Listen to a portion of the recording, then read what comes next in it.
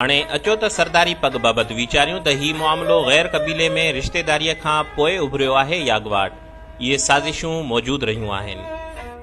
तव्हांखे यादि हूंदो त पग जो मामिलो अप्रैल 1995 में सरदार ग़ुलाम अहमद ख़ान महार जे विछोड़े शर्ती शुरू थियो।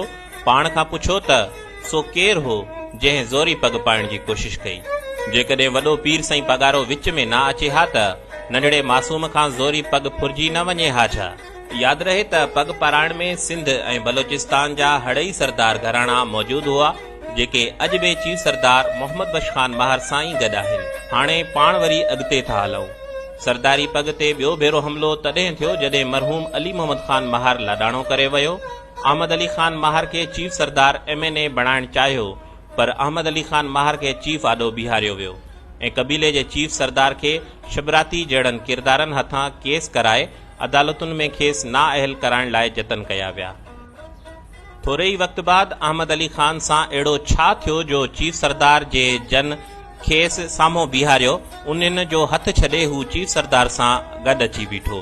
जेकॾहिं इहो सभु चीफ खे अकेलो करणु न हो त पोइ आख़िरकार तव्हां अहमद अली ख़ान सां गॾु 5 महीना बि छो न हली सघिया। उमेद आहे इन जो बि जवाबु तव्हांखे मालूम हूंदो। उनखां अॻु 2018 में बि चीफ सरदार खे कोर्ट मार्फत नाअहल करायो वियो। उन वक़्तु कंहिंखे बि पगदार यादि न आयो। न खेनि सरदार ग़ुलाम अहमद ख़ान महार यादि आयो ऐं न ई गैरतमंद महार कबीले जा माण्हू खेनि यादि पिया जो कबीले जे सरदार खे गैर दयानतदार करार ॾियारियो वियो। ऐं बाद में तव्हां ॾिठो त महार कबीले जो चीफ सरदार ज़िमनी चूंड ताईं बि पाण खे अमानतदार साबित करण लाइ कोर्टनि जा कड़ा खड़लाईंदो रहियो। कंहिं बि वसां न घटायो, पर नेठ कोर्ट सगोरी चीफ सरदार खे दयानतदार साबित कयो। उनखां वधीक सितम ज़रीफ़ी छा थींदी आहे त नेब जा केस पगदार मथां कराया विया आहिनि ऐं उन मामले ते बि महार कबीले जे चीफ सरदारी कंहिंखे यादि न आई ऐं ना पगदार जो को ख़ासि ख्यालु रखियो वियो। कंहिंसां ज़ुल्म ऐं कंहिंजी शराफ़त ऐं ख़ामोशी जो फ़ाइदो वठणु ॿियो छाखे चइबो आहे। तव्हां सो पाण खां पुछो। दोस्तो, छा भला कबीलाई रिवाजनि मूजिबि या इस्लामी असूलनि फिटांदड़ हिकु कबीले जो ॿिए कबीले, हिकु गादीअ जो ॿिए गादीअ में रिश्तो करणु गुनाह कबीरा आहे? छा सिंध में ही को पहिरियों भेरो थियो आहे जो अची महार कबीले जे चीफ सरदार खे रुसवा करण जो सिलसिलो हली पियो आहे? रिश्तेदारीअ जो आख़िरकार पग या सरदारीअ सां तालुक़ बि कहिड़ो आहे?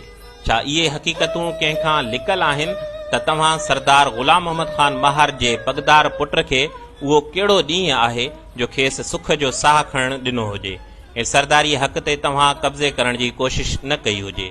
छा कबीले जे सभिनी माण्हुनि खे पाण सां गॾु पट तां उथारे खट ते विहारींदड़, भाकुर पाईंदड़, साणनि गॾु खाईंदड़, संदन ॾुख सुख खे पंहिंजो भाईंदड़, रिवाजी वॾेराइब खां परे थी हर माण्हूअ खे इज़त ॾींदड़ चीफ सरदार मोहम्मद बख्श ख़ान महार इन्हनि अमलनि करे ॾोही आहे?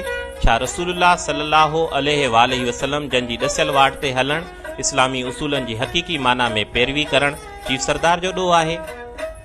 तारीख़ ॾाढी बेरहम थिए थी। सा तव्हांखे अॼु न त सुभाणे ज़रूरु सेखारींदी। यादि रखो, पग विरसे सां मिलंदी आहे, पग मीरास थींदी आहे जेका अटकल बाज़ियुनि सां नथी हासिल करे सघिजे। ज़ोरी ॾाढ ऐं ॾहाकाओ फैलाए को पगदार नथो बणिजी सघिजे। पूरी तारीख़ शाहिद आहे त मज़लूम जो मददगार हमेशा अल्लाह पाक रहियो आहे। चीफ सरदार ख़िलाफ़ बि थींदड़ हड़ई साज़िशनि जी पुॼाणी तमामु वेझी आहे। असीं वाज़े था कयूं त असां महार कबीले जा माण्हू कंहिं बि अहिड़े सियासी साज़िश जो हिसो न थींदासूं ऐं पंहिंजे चीफ जा जानिसार थी वक़्तु आयो त मैदान मल्हाईंदासूं। दोस्तो, अचो त हिकु भेरो ॿीहर पग ऐं सरदारी ख़िलाफ़ थींदड़ महिलाती साज़िश खे हमेशा लाइ वाज़े लीको कढी नाकाम बणायूं ऐं पंहिंजे पगदार चीफ सरदार मोहम्मद बख्श ख़ान महार जा हथ मज़बूत करियूं। महिरबानी।